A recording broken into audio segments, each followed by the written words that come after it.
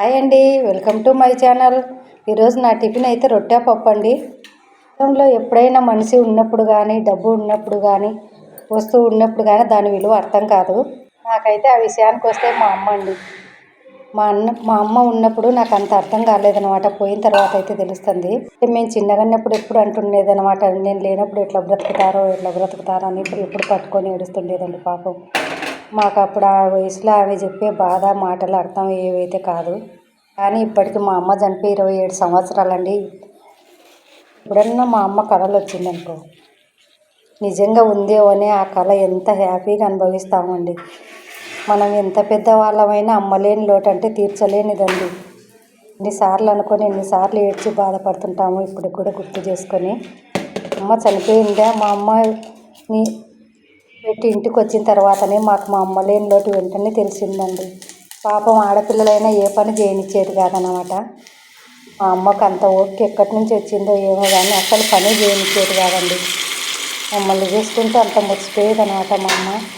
నేనే కాదులేండి, ఈ బాధ అయితే చాలా మంది అయితే అనుభవిస్తుంటారు.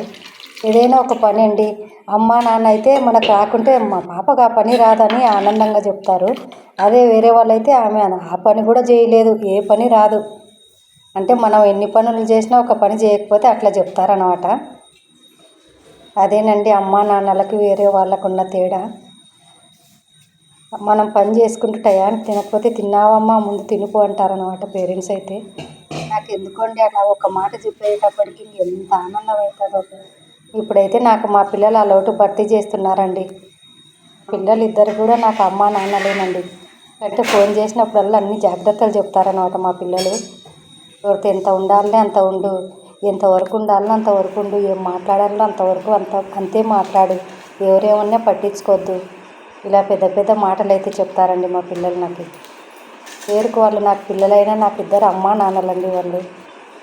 ఏదైతే నేను అమ్మలేని లోటైతే నేను ఈ విధంగా అయితే భర్తీ చేసుకుంటున్నానండి. మీరు కూడా అంతేనా అండి? మీ పిల్లలు కూడా అంతేనా? ఎవరి పిల్లలు వాళ్ళకి గొప్పలేండి. అంటే నేను పెద్దగా చదువుకోలేదు కాబట్టి వాళ్ళు నాకు అన్ని జాగ్రత్తలు చెప్తుంటారనమాట. ప్రతి టిఫిన్కి రొట్టె పప్పు ఎంతమందికి ఇష్టం అండి. ఇంట్లో ఏం ఆకుకూరలు లేవన్నమాట. అందుకని ఈ విధంగా అయితే పచ్చిమిరపకాయల పప్పు చేసుకొని రొట్టె అయితే చేసుకున్నానండి. ఓకే, బాయ్ అండి, ఉంటాను మరి. వీడియో నచ్చితే, నా మాటలు నచ్చితే లైక్ చేయండి ఫ్రెండ్స్.